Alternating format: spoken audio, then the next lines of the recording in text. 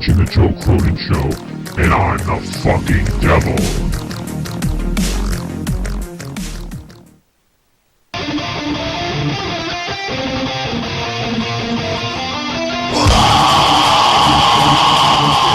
You're damn right, I'm the devil. My name is Joe Cronin, and this is Chris Tosevich, and this is, What's up? Yeah, this is, State of the WWE, episode number 15. What's up? It's kind of a weird night here.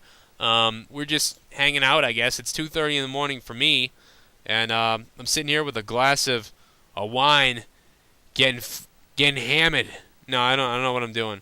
And I'm drinking a Genesee Ice, 5.5% alcohol, ice brewed, because it was $1. well, someone's less homo than me, I guess. Not that there's anything wrong with that. I can't afford wine, or I'd be right there with you. Well, I can't either. Someone left this here on Thanksgiving. Oh, okay then. So I don't know what that makes me, but... So we're just going to kind of casually chit-chat about whatever the hell we want with WWE. I mean, TLC's coming up Sunday night, and it's Wednesday right now, so we're kind of counting it down here. We're both really bored, so we wanted to get on here and talk. First thing that I wanted to bring up, because we really didn't talk about it amazingly the other night, we didn't talk about it a whole lot, was John Cena standing there kind of with Triple H and everybody at the end of that Raw segment, looking at The Randy ambiguity Orton. involved in that. Yeah, it was real weird. And, you know, I would like nothing to come from it yet. Until, WrestleMania time for the most part. I don't want a slow build-up that Cena could be turning or that somebody's... I don't want to slow... I want it to... I just want it to go away but be planted. My best guess, and this would make sense, is that they knew they didn't have a go-home show. They knew that no one gave a shit about this pay-per-view, and they knew that everyone was going to be like, well, Super Cena wins, LOL, and that there was going to be no question. Or they were going to be like, well, Cena's obviously going to get screwed, LOL, because Daniel Bryan got screwed so many times. But I think all they were trying to do, and it's going to end here until they pick it back up later, is show that, oh, well, maybe Triple H isn't going to be biased because he just gave Randy Orton a pedigree. Just right. To put that little seed in everyone's head, just to make the main event less predictable. And I think that's where it ends. And I hope so. Agreeing with you, I hope that's where it ends until they decide to pick it back up later.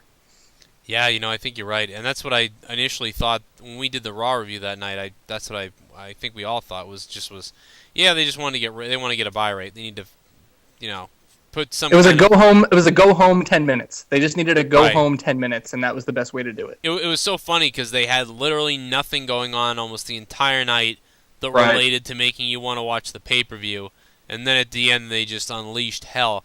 I mean, they opened the door for people to talk about, holy shit, Shawn Michaels super kicked CM Punk. Shawn Michaels and CM Punk could have a WrestleMania match.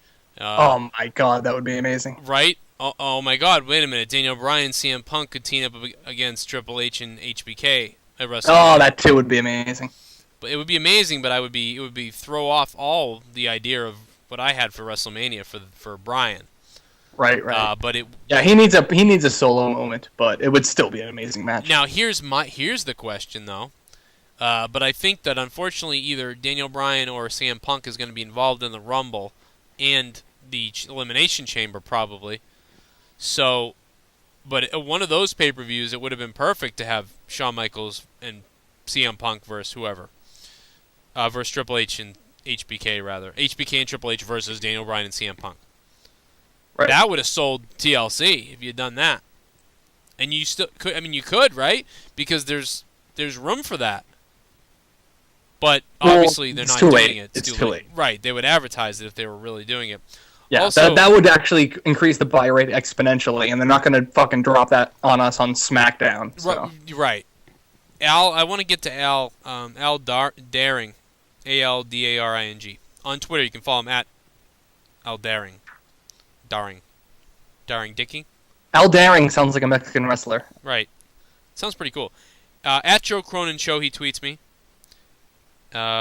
Should they still have 2 Money in the Bank matches at the pay-per-view Money in the Bank? Well, no, because there is no more world title, so now there will be 1 Money in the Bank match at Money in the Bank. So now that will basically be the main event at Money in the Bank now. Right. And My little idea was that it would be really cool if they had, at every Money in the Bank here on out, a Money in the Bank match for the contract to win. To win the briefcase so that you can go after the unified title.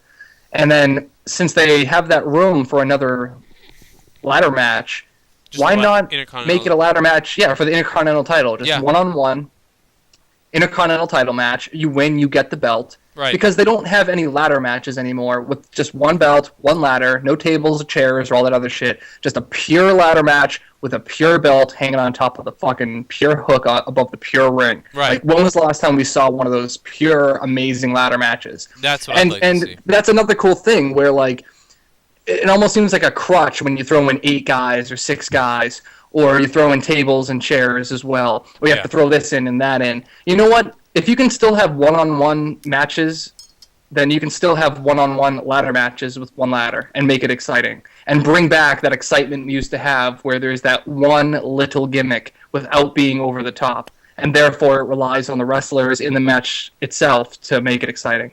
I'd like to see it at WrestleMania, too, that they do the Intercontinental belt in a ladder match. Or there, yeah. But they need some pay-per-view that it would be a great running theme just to have an Intercontinental ladder match, because that's the match that made the IC title one step above where it was when Randy Savage and Steamboat made it important. Yeah. You know? They initially made it, okay, well, it's not just the secondary title, but it can put on some good fucking matches. And then HBK and Razor Ramon took it to the next level, making it, okay, the IC belt can really be contested in a crazy environment that we've never seen before. Just bring it back to purity, man. That's what I'm saying. This guy, Al Daring, also says, do you think WWE should add another title, or do they have too many? Well, I mean, we just took away a title, and now I think we are just about right. I mean, for consistency, I mean, you could get rid of the U.S. title. So if anything, you could take away a title. I wouldn't mind getting rid of a title. You know what? I wouldn't even mind if they got rid of the U.S. title. And we saw those matches with Damian Sandow and Dolph Ziggler, where they had the... I know where you're going with this. Yeah, where they had the drum over the head. They had a pretty good little hardcore match there. And WWE needs something right now, and they could do it even in the PG era. Bring back the hardcore title. It wouldn't be what it was, but it would be the PG version of the hardcore title. And I would take that, and that would add exciting element to the show again every Monday. You know what? That's a great idea. And the one little caveat that I would wish for, that I would never expect to actually happen, if they would just call it the ECW title, not world title, not ECW world title, just the ECW title, not explain it, leave it to the fans to decide what the fuck that means, but have every ECW title match contested under hardcore rules. No. So it's essentially the hardcore title, just call it the ECW title, because, I don't know. I miss ECW. I don't. I think right, but ECW's dead, and you can't. Hey man, my ECW is your Attitude Era. So every time you say ECW is dead to me, I'm going to say the Attitude Era is dead to you, man. Well, the Attitude Era is dead, but I mean, I'm not. I love ECW. Hey, the Attitude title. Why not that? I'm still angry. Right. That's funny. That's a great idea. I'm still angry. Yeah. I'm still angry that they botched that whole ECW stuff. You know. So I mean, I'm mad too. You know, I love ECW, but I do not want to see another title called ECW anything. Get that shit out of here. It's not ECW. And you know what? Yeah, they ruined it. I could think the same thing if they bring the ECW, if they bring the hardcore title back. I could be like, that ain't the hardcore belt. But even that at the end got a little goofy. You had people hitting each other with candy and it would fall over. I mean, like... Well, here's the thing. Take out the 24/7 rule, and then it gets legitimized again. The 24/7 rule is what made it goofy, with fucking Crash Holly fighting the Mean Street Posse in a playground while he's eating a giant cotton candy or whatever the fuck. Right. You're right. So I agree, and but I'd like to see them do it, because why not bring it back under the PG guidelines? Of course, we would have to still do it, but they proved in those matches the other day. You can do it without blood. Right, you can do it, and it was exciting and it was fun. And that's all I ask, WWE. That's all I ask. So bring back the hardcore title and get rid of the U.S. title. There is no need for any more belts beyond the WWE Championship or Unified, whatever the unicorn fuck they call it. I don't even know whatever it's called. The Unified Unicorn, and then the IC belts, which of course is the Stepping Stone title. which has so much lineage to it as well. Yes. And then you have your tag titles, which please make them not look like a copper penny, like Tosevich said, like you said it last week. Like a wheat penny. Or a wheat penny. Yeah, they look like piss. Hey, wait a minute. Speaking of the U.S. title, not to go backwards here, but I just thought of a really good idea. Yeah. Do you remember Raven's gimmick not gimmick, but Raven's running thing in WCW? He would contest all of his matches under Raven's rules, which Raven's basically rules, made yeah. them hardcore. Right. Ambrose could transition the U.S. title into the hardcore title first of all, he's got the U.S. title. No one gives a shit. He defends it once every 3 months. It's just kind of a fucking regular belt to hold his pants up at this point. Why not him say, once he splits off from the Shield, which is inevitable, because he's the one basically saying, I'm the best guy in the Shield, while Reigns and Rollins are kind of giving him the fucking, eh. So have him come out there and say, you know what, like this is after he leaves the Shield, come out and say, you know what, all my matches are going to be Ambrose rules. And because he's from CZW, he knows how to put on a hardcore match, have all of his matches hardcore rules. Whoever wins it from him can then make it into the hardcore title since he had already established that. Yeah, that's not a bad idea. And I don't mind that. I like that. I like that idea. And it would add an element because you'd have your WWE champion, your Unicorn champion rather, then your IC champion, then your Tag champion, and then you wouldn't just have your US one, title. yeah. You'd have the hardcore title, which is a gimmick to that belt. So Right. now you've got every element that you need, and that's all you need. And then the Divas Championship, because they're women, they have vaginas, not dicks. So that's what's different about that one. Yeah. Instead of a butterfly, they should have a big vagina on the Yeah, title. they should just have an open asshole. Big labia. No, open asshole where they get slammed when they get hired by McMahon. It Come should just into be my a big private sucking office. pair of lips. Yeah, come on in here and I got something for you. You're gonna be Tamina Snuka. She's gonna suck! She's gonna suck! She's gonna squirt. She's gonna squirt. You're the squirter. You're Sally Squirter. That's who you are. Here she comes down the ramp from parts almost unknown. I just took a drink. What are you drinking? Oh yeah, wine. Yeah, this wine, this stuff.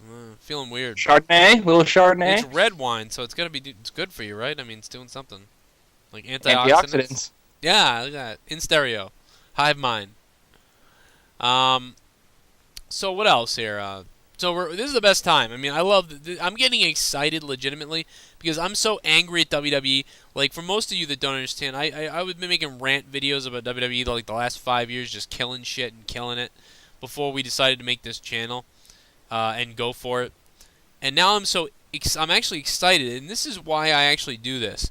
Because if I was just watching this by myself, I would just be angry, to be honest, at most of this stuff. Same here.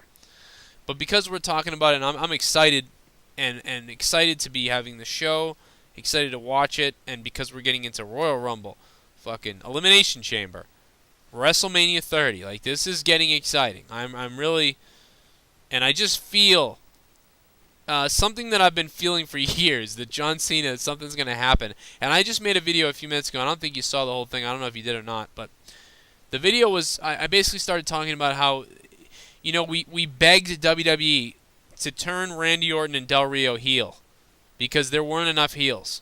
There were no heels. We were screwed. They weren't working as faces. Please turn them heel. They did. Here's the problem. Del Rio still is floundering. It's not working. He's not going to be a top heel right now. He's just not working out for some reason. He's like the Kofi Kingston heel. Yeah. Like he's stuck in that spot. He has to be a heel. He just can't be a face. He just doesn't work as a face. And as a heel, he stays mid-card. And or upper mid-card. Same thing with Kofi Kingston. Just can't be a heel. He's stuck as a face, and that needs to change. But you can't change because that's all he can do. And he's stuck at kind of upper mid-card. Kofi's more of a mid-card. So, now you have nothing. You have the only people that you could have as a heel are Brock Lesnar, but he's only part-time. And he's not here all the time. Which sucks. Which does suck. And then that's it. You got CM Punk who could flop. and I wish he would because I hate good guy CM Punk. I really don't like him. When he's a good I guy, like borderline good guy, like almost like he's a good guy, but you're supposed to think he's a heel good guy CM Punk. you're right. But he too many times he crosses over. Every week he goes back and forth. Right. Sometimes you get that angry out of nowhere CM Punk, but then a lot of times now you're kind of getting that face of the company CM Punk almost. And Yeah, I much prefer the CM Punk who's yelling at the fat guy in the front row, who's also a face. Or the Instead guy of the CM Punk who's a face who's almost basically being like, oh, for righteousness and because I'm the best. Yeah. Or the guy who's going to kill Paul Heyman and then rip his arm off and walk home with it. Yeah, I don't care. That promo was hilarious. That was something I would have said, and I was at home like... It was funny, but at the same time, that's like not the type of... I mean, that's just face CM Punk, but more violent. I like the face CM Punk who's doing heel things, like make fun of the fans. Yeah, you're right. He made fun of that poor fat guy. Yeah. So, you're right, and I'm right, and that leaves us with nothing. And it just, in my mind... WWE needs a heel, and then you have Triple H and the Authority, and yeah, people are booing him, but again, he's another one where it's kind of like, yeah, we don't like you. He's a great heel, but he's a part-timer. Right, well, and also it's just, we're like, but you're Triple H, and it's DX, and we still don't buy it. We're not that angry at you. We're booing you a little bit, but... You know what? Take this, Scott Padgington. I disagree. I think Triple H is a great, believable heel, and I think he's doing a great job. Well, the problem is he doesn't wrestle. Like, he wrestles 3 times a year. That's the problem. Well, and the other problem to me is he's not going to be Vince McMahon. I don't hate him like I hated McMahon during the Stone Cold times. You know what I'm saying? I feel the opposite. I find myself sitting there, like when Triple H pedigreed Bryan and ruined that moment, I was pissed, legitimately pissed. Not just because, both for mark-out reasons and for behind-the-scene reasons. I was like, fuck that, Daniel Bryan should be the champion. And for mark-out reasons, I was like, fuck you, Triple H, for screwing him over, even though I know they were all agreeing on it. But at the same time, Vince McMahon, I love Vince McMahon. It's very hard, knowing what I know, to hate Vince McMahon. It's almost like that like uncle you have where you're like he makes stupid jokes and you want to make fun of him and you want to be an asshole to him, but like deep down he's your uncle and he's fucking part of your family and you love the guy, and if it wasn't for him you wouldn't have your cousins or something. Like it's Well, but I don't know. I didn't hate. I actually cheered when Triple H did that because I was like, this is insane. Like this is amazing and shocking. And this is what but I wanted. like I don't know. In retrospect, how do you feel now? Yeah, you're right. Now that Daniel Bryan never got that payoff. Yeah, now I wish he just won it, but I don't hate Triple. I just don't. We need a heel, and that's the problem. He's right. He doesn't wrestle. So the best heel going right now to me isn't even Randy Orton. Like Randy Orton is weird now. I don't even understand like what he's doing. So to me, the heel is Triple H, but he doesn't wrestle. So what? So. The only thing I can think is the only person that you could make a heel that would flip the crowd the fuck out would be Cena. Yeah. From a business decision. This is the first time from a business story decision, maybe more of a story decision. This is the first time that I have felt like normally I go, of course I want Cena to turn heel, and I think they could turn him heel, but there's never been a reason when I've been like, there has to be a heel turn for Cena. There's never been a real reason, and this is the first time I think there really is a reason. We don't have a bad guy. We don't have a heel. I agree, but it's not going to happen, 100%. And you know what? Everyone always says that, well, John Cena, they'll never make John Cena heel, but they always just leave it at that. I can actually verbalize why they won't, and do you want me to do it? Okay. All right, here we go. Merchandise is the first thing, and we can make a wish and merchandise. Yes. Perfect example right there, make a wish and merchandise. But aside from that, not aside from that, but building on that, he recently did an interview on Fox Business, or whatever the fuck that channel is, Fox Economy or Fox, I think it's Fox Business. And they were talking out of character. They're talking about the WWE and how John Cena is going to go to Walmart now, and Walmart's going to be selling John Cena shirts, but they're not going to be wrestling related. They're going to be just inspirational phrases with John Cena's brand name on it. And he was talking about how careful he is with his brand, how every single thing about his brand has to be run by him first. He has to agree to it, and it has to be positive, and it has to help kids, and it has to help kids succeed. Now, that aside, granted, yes, morals is one reason they're not going to turn him heel because of how he feels and how he wants to help people, whatever. But in that interview, and keep in mind, this is on Fox Business, where people watch to find out what stocks to buy. So basically, they're like, well, should I buy stocks in WWE, considering John Cena is a brand in the WWE? So he talked numbers. And he was saying that his brand is a $100 million a year industry. Just John Cena. Just his merchandise. Just things directly related to him. We're not counting pay-per-view buys. We're not counting how much money he makes. Yeah. We're not counting anything else. Just literally, John Cena as a fucking brand like Nike, $100 million a year. Now think about this. I bet his brand goes up if he turns heel. No. It might not go down as far as people are thinking, but it's going to go down. It's going to go down because kids turn their back on John Cena, that's a huge fucking chunk of his merchandise, if not all of it. However, yes, you will have the people who, like you said, are going to be like, oh, heel John Cena, cool, I'll buy the heel John Cena shirt. Yeah, but it's not going to be the same. And now think about this $100 million number now. I don't know if you've seen these, but every year or so they come up with a list of how much every wrestler makes. And they're not confirmed and they're not guaranteed, but pretty much everyone says, well, those aren't the numbers, but yeah, they got the right idea. Now, John Cena makes maybe $2 million a year with perks plus merchandise. And then you have other people like Randy Orton probably makes $1 million. Then you have people like Big Show makes like $900,000. And then it goes all the way down to people like JoJo who makes maybe $20,000. If you put everyone on the roster on that list and count it all up, it's going to be less than $100 million. So that means that John Cena's brand alone pays the salaries of everyone in the fucking company. You're right. Well, so keeping that in mind, turning him heel, they would have to make drastic changes, and someone might get fired. Think about that. What's Daniel Bryan making? What? What do you think Daniel Bryan's doing? You think he's getting close there? He's probably making about, if I were to guess based off the numbers I've seen, I would say, and plus watching Total Divas and how much, I mean, granted, Total Divas is, yes, it's a reality show, but part of it is showing Daniel Bryan having to make all these appointments and all these meetings and all these media events and all this other shit. That means he's getting paid more. What if Triple H just, what if they didn't necessarily turn John Cena like Hulk Hogan, Hollywood Hogan heel? Like, what if John Cena didn't go, I did it all for the money, and it's screw the vitamins and the kids, I hate the kids and I hate you all. What if he didn't do that? But what if he just said, listen, this family's given me a lot and that type of stuff and all that crap. And I listen, you may not like it, and you know what I mean, I don't always agree with him, but I respect the hell out of Triple H, and you know, and whatever. And then Triple H adopts John Cena as the new face of the WWE. And all it is Triple H's endorsement.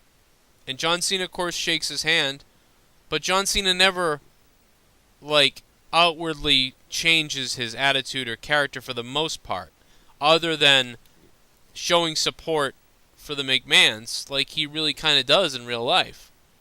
If you take the phrase "never give up" and apply it to how much money those fucking words have made off of T-shirts, it's easy to see little kids who aren't as, you know, worldly as us, seeing that as, oh, John Cena gave up. He shook Triple H's hand. No. Well, depending on the outcome that would lead to him shaking the hand. I mean, wouldn't you think that in order for him to shake Triple H's hand, Triple H would need to help him out a little bit? Well, here's the thing. My point is that, no, Triple H won't really help him out. That maybe once one little thing happens. But my thing is, you know, that he's just sort of going to somewhat be aligned with Triple H, but without being helped, without everybody kind of screwing, you know what I mean, no one's going to screw over Daniel Bryan or anything. It's just he's kind of standing with Triple H. You know what I'm saying? Okay, you know what? You flipped me. Just by saying that, you flipped me. You're completely right all of a sudden. So now the kids, right? So now all the kids, they don't understand what's going on. They just still love Cena. But all the people like us are like, no. Here's how it worked. You're right. No, they wouldn't even have to love Cena. They wouldn't even have to love Cena. Here's how it would work. Flip John Cena heel for a very micro short amount of time, like not even 3 months, like 2 months leading up to WrestleMania. Like they did it real soon. and John Cena all of a sudden became heel, that'd be great. Because, yes, the merchandise would drop, and yes, everything would go down, and the kids would be like, oh my god, my Cena, oh, how sad, I have to find a new favorite wrestler. They'd be fucking burning their John Cena shirts in their backyard if they're a little older. Like and then what's going to happen is, you at WrestleMania or at another big-time event or during a really important match, have John Cena to have a change of heart, realize the error of his ways, and come back. And all those kids will jump in the air and put their fist in the air and be like, oh my god, thank you, John Cena, you finally did the right thing again. I knew you'd know. I knew you'd see the error of your ways. And then his merchandise would skyrocket even higher than it is now. Maybe, and you're right. I don't like that. I hope that doesn't. See, my thing is... I will go on record right now. That is the only way they'll turn John Cena heel, is if it's for a short amount of time, they can bring him back up as a superface. And you're right, but I think what I'm saying is, like, he's never turning, he's just making the people that don't like him more angry, which is making him a bigger heel in the minds of people like us, where the kids, nothing seems to have changed anyway, and or anything, you know what I mean? Like, people like Jaren will still like him.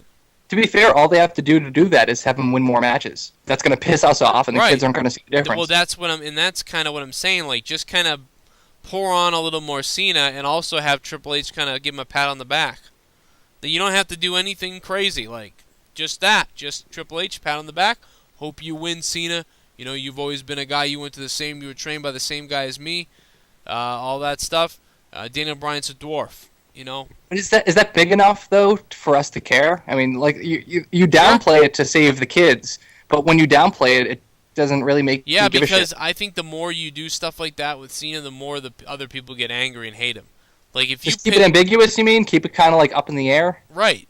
Because all right. But if you pit John Cena against Daniel Bryan at WrestleMania, after Triple H kind of give him a pat on the back, Triple H wants Cena to win. Cena's gonna do it on his own, though. It doesn't matter. People are gonna flip out. People are not gonna want John Cena to win, and he's already a heel there for those people. And then you can keep him a cheering, lovable person for all those kids and women, and that's what makes the other people hate him so much. And they're gonna be loud at WrestleMania. There's gonna be a what's it called? What am I trying to say? We love Cena. Let's go Cena. Cena sucks. Which is something that a lot of people don't think about. A lot of people always think about, wow, Hulk Hogan's career is defined by just being this great, unbelievable superstar who, did all these things, everybody loved him, and then he turned heel, and it was the most amazing thing to happen in wrestling, and oh my god, it turned the tables. But maybe Cena's legacy isn't to be this great guy who then he's supposed to turn heel. Not everything has to be done the same way. It's just like bands when they come out with a new CD and people are angry that they went in this new direction. You know what I mean? Maybe Cena's legacy is this extreme. He's doing both, but at the same time. Yeah. You know what? You're right, because that's the only way they could do it, because Hogan turning heel, The Rock turning heel. I mean, keep in mind, Hogan turning heel in WCW yes, it was one of the most shocking things to ever happen in wrestling, hands down. But merchandise-wise and money-wise, it wasn't a crazy idea, because he wasn't as big in WCW as he was in the WWF at the time. Yeah. So them turning him heel was like, hey, like this will be cool, because he kind of just got here when you look at it relatively. Yeah. And he's not really selling T-shirts out the door, and we're losing to WWE anyway. And then when you have The Rock turning heel, yes, he was selling probably just as much merchandise as John Cena is now, but this was at a time where wrestling was popular regardless. Wrestling had staying power based on the merit of wrestling itself. Everyone was watching it. Like, our friends would wear Austin 316 T-shirts, the same friends who were making fun of us for watching wrestling 5 years earlier. It was that popular. So it wasn't a crazy idea. Right now, I would argue that if it wasn't for John Cena, the WWE would either be fighting tooth and nail with TNA, or it would at least be missing a lot of good wrestlers because of budget reasons. Like, literally, he's fucking the face of the company money-wise. Like, regardless. There's no disputing that. So turning him heel, like you said, would have to be done delicately and in a way that wouldn't ruin that. So yes, having him be like a pseudo in-betweener could work. if they only go that far. Now, Hulk Hogan had almost a 9-year run in WWE, basically. Where, I mean, by WrestleMania 9, people were still cheering for him, but it was kind of like 70% of the crowd was cheering heavily for him when he won the title at the end. But there was, you gotta be kidding me, amongst the 30% of the crowd. Because he was never a good wrestler, and people started realizing that. I mean, yeah, he's a good wrestler, granted. Like if you consider everything, but in the ring, he never really had the ring skills. And towards the end of his run, when people were looking at people like Steamboat, being like, okay, well now I've seen some really good wrestling. Hogan, like, what do you got? Yeah. So those are the people, like you said, booing him, well, not booing him, but being like, come on, man, when he won again. Well, yeah, and that's when the crowd in WWE changed. Like, there was a huge honeymoon period, like from WrestleMania 1 all the way up to maybe WrestleMania, I would say WrestleMania 6. That's the Ultimate Warrior Hulk Hogan. After that, it started to diminish, and it never came back really and it came back around WrestleMania 14 with the Austin Shawn Michaels once that whole Attitude Era started to begin. And after that, it was never the same again. It was a huge honeymoon period again, I would say up until about WrestleMania, maybe around WrestleMania 19, things slowed down again. Yeah. And then, John Cena came on the scene a year after that, and then a year after that, he got big. So now we're talking WrestleMania, 21 for John Cena. 2, 3, 4, 5, so 9 years. So we're on the 9th year, I believe, right here, which is where Hulk Hogan was. But the difference is that Hulk Hogan was diminishing around this time, even with the WWE fans. Granted, he was off and on with the company a lot. It's kind of similar to Hulk Hogan. I mean, to The Rock, rather. Yeah, yeah. The only thing is, The Rock is so damn good on the mic that he can come back at any time and spark the crowd. And that's the only difference. But if The Rock just did let me tell you something, brother, like nobody, people would fade away. Yeah, but when The Rock came back, he wasn't running off nostalgia. I mean, granted, he was to a very large degree, but he mixed that nostalgia with still being ace on the mic. Right. And Hogan never had that. Rode off his nostalgia. Granted, his nostalgia was a lot stronger, so he was able to do that, but once again, it was still nostalgia. He wasn't getting everyone fired up because of the new things and new ideas Hogan was bringing to the table. Right. And yeah, so I mean, here we are, and John Cena's still going strong, and he's so integral. I mean, look at this. He's forced me to talk about him here for like half this show, and I don't even want. Yeah. I mean, my opinion on him has changed in many ways. The thing is that I'm not that interested in his wrestling ability at all, and I just will never be. So it bothers me. But what interests me about Cena now, the only thing that's ever interested me about him is the crowd reaction to him and hating him, and wanting to see him lose, and then like Triple H versus John Cena at WrestleMania 22. That match is so fun to watch, and I was so angry after it. And I was so angry. I was mad. I wanted to break stuff. But the whole match was so entertaining that I've gone back many times to watch it now, and thought about, wow, this match is so good because of the crowd, because people hated Cena, but people loved Cena at the same time. I mean, this was WrestleMania 22. I mean, yeah. I can't even believe. I feel like WrestleMania 22 was yesterday. It still feels like a new WrestleMania to me. And it's so funny that it was like fucking 8 years ago. Like, unbelievable. And and you never thought you were really going to see DX ever again. And, oh my God. My computer wants me to restart it. Postpone that. Holy Jesus Christ. In the middle of the thing, it's like, restart now. But no, so that was exciting as hell that night. I will never forget thinking I'm never going to see DX again. And I'll never forget, in the same night, Shawn Michaels facing Vince McMahon doing the suck it out of nowhere. Yep. And people flipping out in the crowd, and then he dropped that elbow on him. And then later on that night, the atmosphere for Triple H and Cena was amazing. And then Triple H gave him the suck it sign at some point, and people lost it. They came out of their seats, and it was like, it's back, you know what I mean? And do you remember this? I wasn't watching at the time, And the reason I knew about this and eventually went back and watched it later was because that night you sent me a text saying simply "suck it," and I hadn't talked to you in like maybe a year. Did I really? I don't even remember that. Yeah. That's Okay. awesome. So I sent back what? And then it was just you didn't send anything back. And then like maybe 3 days later, someone was like, "DX is back," and I was like, "Oh, okay, that makes Right. perfect sense." Well, and they weren't back yet because it was just kind of coincidental. It seemed like, but Jr. kind of Or mentioned maybe it was way later that eventually it made sense to me. But that night you sent me that text, and I was Right. like, "What the fuck are you talking about?" It was a pay-per-view after or whatever. Triple H was like, Vince was like, but you could see it was a little bit forced. All of a sudden Vince hates Triple H and he's mad at Shawn Michaels too. They had that match, and Shawn so Vince was being a dick to Shawn and had that match at WrestleMania, and he continued to be an ass. But then he started being a dick to Triple H, and it was like, oh, wait a minute here, and then I think he like wanted to yell at everybody he was mad at or something that night, and he yelled at like 3 people or something. I forget what it was, and so Triple H, he sent Triple H to the back, like, get back there, Triple H, damn it, like, and all this stuff, and he had been kind of aligned with Triple H up until that point. And then as Triple H was on back, and he was like, and Shawn Michaels, get out here, you're next, or something. And then Shawn came out, and as they walked past each other, they looked at each other. And it was like, oh my God, wait a minute. Like, and then like 3 weeks, nothing happened. And then they had that thing where Triple H didn't listen to McMahon about something. And so McMahon had the Spirit Squad like beat the piss out of Triple H in the middle of the ring. And no, I know what it was. It was a gauntlet match.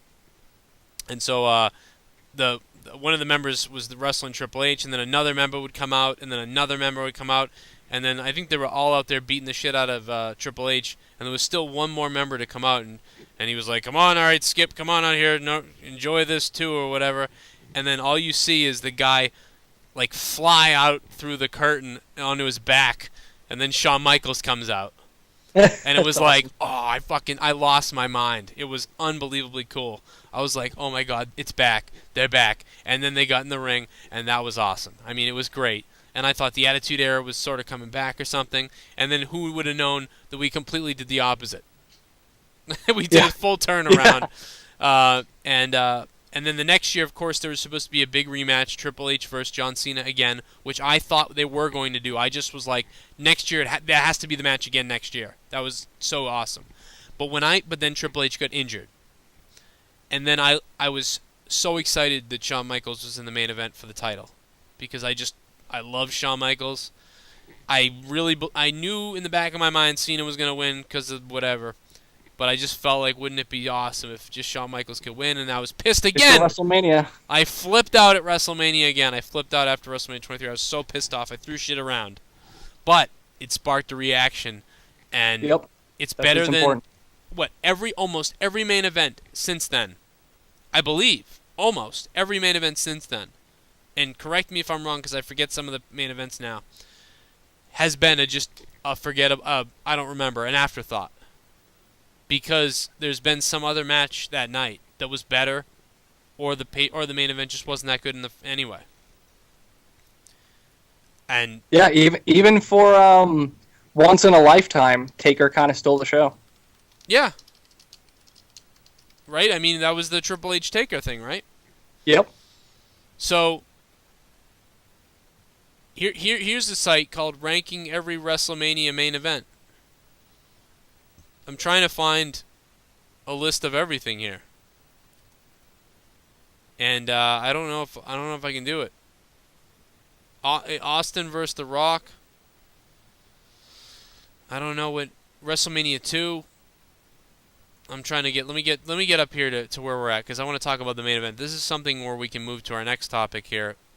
Assuming you're still listening to this broadcast, and if you are, what's up, everybody? Thanks for listening. It's youtube.com/Joe Cronin Show. And this has been a weird one. Yeah, we've really gone off into Wonderland here, but I think it's interesting, and this is Chris Tosevich here with me.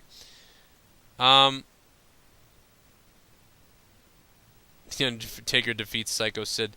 WrestleMania 25 was Triple H defeats Randy Orton, which was that was a forgettable one because that was Shawn Michaels Undertaker. Yep. So forgettable there. WrestleMania 21, Batista defeats Triple H for the world title. I don't even remember that. I don't care about that. WrestleMania 18, Triple H, Chris Jericho, the Undisputed title match. That was another one, because that was The Rock versus Hulk Hogan. Yeah, you're right. Another one that was kind of overshadowed. So I think it wasn't until WrestleMania 22 that the main event was there again. The last time the main event was that important, I think, was WrestleMania 15. WrestleMania 15, 14. You know? Mm-hmm. Those main events were really important. And it's not been throughout history that's always been those have been the most important, because, WrestleMania 11, the title was defended a few matches before the main event. And nobody remembers Shawn Michaels versus Diesel, really. I mean, I do, but... Then you have WrestleMania 10. The ladder match kind of stole the show. The ladder match, right, stole the show. Even Owen Hart versus Bret, everything was better. The story was that Bret Hart won the title. And that's what it was. The match wasn't that great, but still that... But you don't think, wow, that main event, those two looking at each other, wow, Yokozuna versus Bret Hart. Those two main events, 9 and 10, were weak. And it wasn't Bret Hart's fault. It was just, it's Yokozuna. I don't think, he just didn't... I don't know. He worked, but he didn't work. You know what I mean? He worked for what they needed. They needed a different type of monster, and fat monster instead of muscular monster was a kind of a new idea at the time. Right. Every main event in WrestleMania history ranked here, and they got number 14 is WrestleMania 10, Yokozuna and Bret Hart, which I don't understand that, but. I'm trying to go around to see 24. Here we go. Undertaker defeats Edge for the World Championship. I mean, I don't remember that much. Do you remember WrestleMania 24's main event? No. No, I don't remember it. I remember, that the Undertaker won the title from Edge, and it was okay. I remember thinking it was okay. Maybe I need to go back and watch it. But then 23, of course, Cena versus... I'm a little biased because I wasn't watching at the time during 24. Right. Now, John Cena versus Shawn Michaels was great. At the time, for a while, that may have been one of John Cena's best matches, because Shawn Michaels threw himself all over the place. Yeah. And the Triple H and Cena was probably... I think it was a little bit... For some reason, Triple H and Cena was better because of the atmosphere in the Chicago crowd. But I loved watching Shawn Michaels in the main event again against John Cena, but it wasn't. Anyway, 25, 26, 27, 28, 28, WrestleMania 28, yeah. The Rock versus John Cena. And that was the Miz one, right? No, that was the one after. The year after the Miz, right? What year? Or what WrestleMania? Oh, it was 28. So that was the year after the Miz, right? I started watching at 29, and then I watched them all back again, so they all kind of blend together for me. Oh, right. That's how I feel, by the way, about WrestleMania 20. I didn't see WrestleMania 20. I saw WrestleMania 21, but I didn't know what was going on.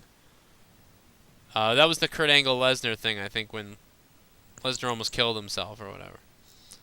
And I do remember Chris Benoit versus Triple H and Shawn Michaels in that match. That was pretty good. But again, it's any triple threat matches and things like that, they all bleed together. Yeah. They all like the Fatal 4-Way with the McMahon in every corner. Yeah, they just don't work. That was WrestleMania 2000, right? Yeah. Yeah, that it just blends together. Andre the Giant and Hulk Hogan were second. Bret Hart and Shawn Michaels were third place. And the number one match was... for some reason it's missing, so we'll never know. We'll never know. Maybe it's Andre and Hulk Hogan was the number one. So, there you go.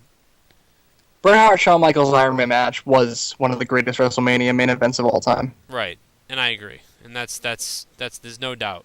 You cannot deny that. But when you ask me what are the main events at WrestleMania, which ones, were the ones where it was like This is going to be an epic battle between these two in this story that's been told, and this is going to be good. And then the match kind of delivered. It's hard to say, but Andre Hulk Hogan, that it was so good. You have to factor in two different things, like the actual match itself, technically, the atmosphere of the audience, or the build-up around it. You know what I mean? Which was bar none, I think, one of the most hyped, biggest of all time. Right. So that is one of the biggest because of that. The crowd was pretty good for that.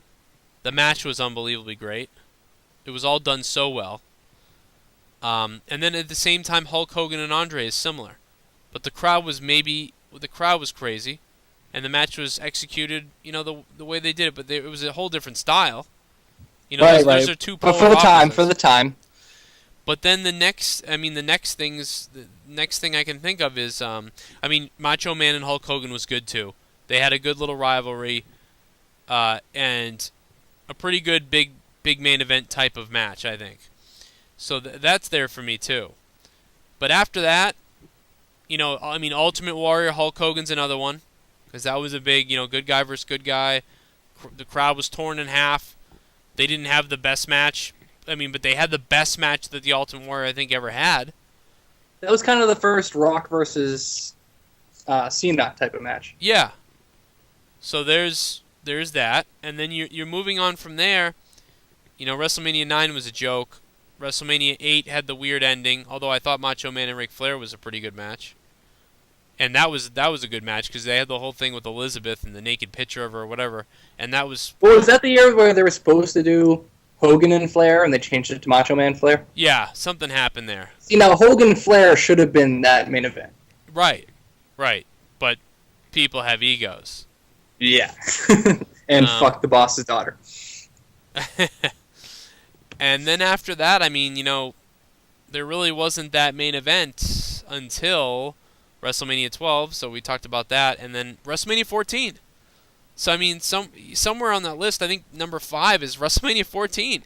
Stone Cold Steve Austin versus Shawn Michaels. That atmosphere, the match... With Tyson as the referee, you have to add that. You got Tyson. Mike Tyson's out there. Shawn Michaels is putting on a show with Stone Cold, even though Shawn Michaels' back was clearly a mess. It was painful to watch. And it was so unique because of how injured he was that when you watch it, you've never seen a Shawn Michaels match look like that.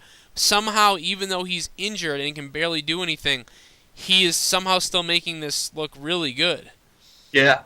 And it's a great little match. It's not the greatest match. They've had much better matches, probably in house shows, but it just was so good because of the big fight feeling. And then after that, Rock vs. Stone Cold at WrestleMania 15... was all right. Everyone. The hype was there, but I get some shit from this from some people. Some people agree with me. I think every Rock versus Austin match sucked, and people are like, but the hype and the video packages and this and that and the Limp Bizkit song, and I'm like, I don't give a shit. Look at them. They're fucking brawling out there like a fucking hardcore match without the fucking tables and chairs. It's just brawling. It's just straight brawling. Neither of them know how to carry a match by themselves. I enjoyed when there was my favorite spot in the whole match is there was a steel triangle, like some kind of beam that was on the ground, and it was like a triangle, and it stuck up, and it was just stanchions type of thing, a real hard looking metal something, and it was across the whole ground, and it stood 2 feet in the air off the ground. And I remember the best thing they did in that match, I think, was Stone Cold was going to give him a pile driver or something, and The Rock reversed it and flipped Stone Cold over his back, like Triple H likes to do a lot. And Stone Cold's legs smashed down over it, and it looks great, and it sounded great, and it was just a great spot. But you're right, that's what they were good at, was just that brawling. I'm never let me watch WrestleMania 15. Right. Because it was a lot like Hulk Hogan. It was all about the entrance. When he comes out, this is going to be amazing. Yep. And it was better because Stone Cold, they had that fire, and he gives the finger and all that stuff that kept you going. Yeah, but I don't know. I'm not saying they should have been out there doing fucking swanton bombs and crazy McFoley spots or anything, but just look at Bret Hart versus Stone Cold, WrestleMania 13. Look at that match. That was a big fight feel. That was, if that had been for the title, I'd be considering that right now. That would be probably, top of the list, close to top. Was that of the the list. one? Was that the I Quit match? Yeah, yeah. Yeah. That the match, Blood from a Stone match. right? That Yeah. match was great, and It that's was. the creativity and the tempo, and you know what I mean. Everything they just clicked. It was so good. And Exactly. Yeah, I'm not sitting here saying I think Stone Cold's a bad wrestler or The Rock's a bad No, wrestler. well- I'm just saying, literally, when you put them together, I expected more. The Rock, I can't think of a time when I'm like, oh, I can't wait to watch that Rock match. There is no match The Rock had that I am like, except there's one match, and it's only Rock versus Mick Foley, King of the Ring. right, or Royal Rumble. Yeah. That's the only one, and something about those two together was awesome. I don't know what it was or what happened. Probably Mick Foley is what it was. But It's almost like The Rock's facial expressions when it comes to Mick Foley taking punishment, and The Rock knowing he's the one dishing out that punishment that makes it so special. yeah, The Rock being like, "Are you fucking shitting me?" And I'm pretty sure you can see him mouthing those very words that I just said. Like, The Rock is famous for just swearing in the ring, but under his breath, to where if you're a lip reader, you can see it, but it's not gonna irk the censors because you can't actually hear what he's saying. yeah, right. And I think that's a big part of it. I think the other thing is Rock is kind of goofy. Like I Yeah. just don't believe like he does okay at selling, but I never liked how he took a stunner when he would take a stunner and then he would like roll over and throw himself. He would do a cartwheel up the ramp. He just never. It didn't look good when Stone Cold takes. You go watch it now. At some point, if you want to sit there, if you have time on your hands, and you want to just mess around, go watch The Rock take the Stone Cold Stunner in multiple different videos, and it looks like, oh yeah, this is fake. But go watch. It looks like the way Ric Flair flips over the turnbuckle that Shawn Michaels stole from him. A little bit, yeah. But I think it's even more goofy. But you're right. It is weird. It doesn't make sense. But go watch someone else take the stunner. Like, go watch Shawn Michaels take the stunner. There you go. Or go watch. There's a couple other examples of it that I can't think of who. Like Billy Gunn, maybe Billy Gunn. I may be wrong with that. But when they took the stunner, what they would do is they would leave their feet and go weightless, and let themselves bounce off Stone Cold's shoulder, and then they would snap their head up in the air and then hit their knees to the ground and roll over. And what it does is... Or the other one is they would snap up straight and then fall slowly back like a fucking falling tree. That's the other one I like. Yeah, that one's okay too. But anything where they get up and then they flip or whatever, what it is it looks when they fall forward and take that jacking motion and then roll over, it makes me believe that their throat just got waffled, which is the whole point of the move. So I much prefer that way of it. And so when you see that, you're like, oh damn, man, that looks horrific. And it happened more often in the beginning when Stone Cold first started doing the stunner, because the wrestlers didn't really, I think, know how to take it, and so they took it like that. They took that hard shot where they ram themselves down and kind of cripple over and fall over.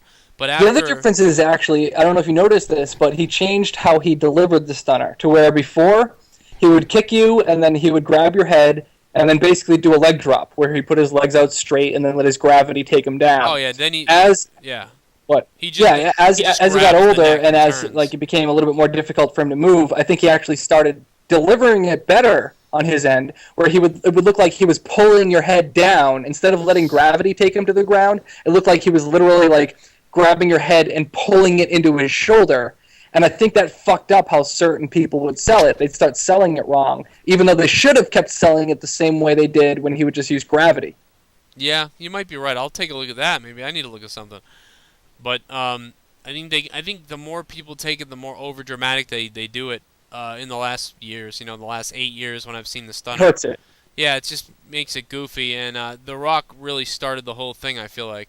Because it wasn't until The Rock started doing it all crazy that I started to be like, what the hell was that? Like, when The Rock was doing it, it was like a fun cartoon wrestling thing that we were watching. But when Shawn Michaels was doing it, it was like, oh, this is the Attitude Era. You know, The why would Rock he just... looked like a poor man's RVD, because RVD can sell things cartoonish, but it's cartoonish in the way where you really believe it. Like when he sells a pile driver and he bounces up in the air, Yeah. you're like, wow, he must have fucking, Jesus Christ, even though that he's overselling that, it must have really hurt to Yeah. get that oversell. It's like With The anime. Rock, you're like, okay, he hurt himself less by overselling. Rob Van Dam is anime, and The Rock is, you know, Bugs Looney Bunny. Tunes or something. Yeah. So you're right. So there we go. I don't know where we were going with all this, but I hope the Attitude Era fans are listening still. Yeah. And so here's my thing. If you're still listening to this video now, I have a surprise for you, because you're going to get a sort of a reward, or an inside reward here. What I want you to do is, if you're listening to this video still, you've watched this whole entire thing, I have a code word I want you to enter in the comments section. And the code word, okay, is it's kind of a phrase, I guess. Daniel Bryan for the win. Okay? So I want you to write Daniel Bryan for the win in the comments section. And every single person that writes Daniel Bryan for the win in the comments section will be entered to win the WrestleMania 30 Blu-ray. So when that comes out, I'm probably gonna buy about 5 of them, and we're gonna be doing giveaways. But I'm gonna include you in that. So write Daniel Bryan for the win in the comment section. Let me know you saw the whole video, and you'll be entered. Hey, maybe only one person will have seen this entire video, and that one person will, by default, win the Blu-ray. How about that? There you go. And so don't tell anybody else when they're like, "What do you mean, Daniel Bryan for the win, you asshole faggot?" No, CM Punk is... Whatever, just write Daniel Bryan for the win in the comments. There you go. You'll be entered for the Blu-ray, and I will be giving that away as soon as it comes out after WrestleMania. I'll sign it if you want. Some people have been asking me for that when I did the Macho Man DVD, when we did the other ones. So let me know and do that. Write that in the comments section. I think we can wrap this up, except for let's tie it up with, you know, TLC is going to be this Sunday. We did our picks in a previous video. I think, did we do them on the Raw review, or did we? The Raw review, right? The one from the week before. Yeah, because Jaron was in on it too. Okay. Was that last week? Was this Monday? This past Monday, yeah. Okay, so this past Monday's, you can go watch the review and hear our picks there. And I think we are not going to be able to avoid some kind of screwy finish again. Right? I mean, Randy Orton and John Cena, I just feel like, you know, this could be, we could see Triple H, or, you know, something's going to happen. That's not. It's not a what's the word I'm looking for? It is a no disqualification match. Raw, okay. So something's going to happen. Okay. No doubt. If it was a one-on-one, I'd say maybe it'll be clean. You never know. It's not going to be clean when the rules don't even enforce the fact that it has to be. Yeah, you're right. It'll be clean at WrestleMania. That's it. Yeah. So guys, thanks for being here. Thanks for subscribing. Click the like button. Stick the thumb up my ass as usual. I'm Joe Cronin. Tweet my Twitter at Joe Cronin Show. I read some tweets tonight from you. I enjoy them. Send me voicemails at 339-226-6610, and follow me on Instagram, Joe Cronin Show, or Instagram.com/Joe Cronin Show, and go to the website, joecronin.com. I'm working on the mobile site now, and I'm working on making the site make more sense. And if you go to joecroninshow.com, you can watch our Ustream broadcast when we do the live broadcast. After Monday night, after every pay-per-view, we'll see you this Sunday live after the pay-per-view of TLC, and maybe during some of it. We will be here with you to take the calls and talk about what happened and get all kinds of crazy. Yeah. And good night. Oh, wait, you got to look at me. Good night. Look, I got to go because I'm out of wine, so this... It's got to end. When you're out of wine, it's over. Wine down Wednesday. Thy kingdom come. That's right. I named it that. I'm Triple H.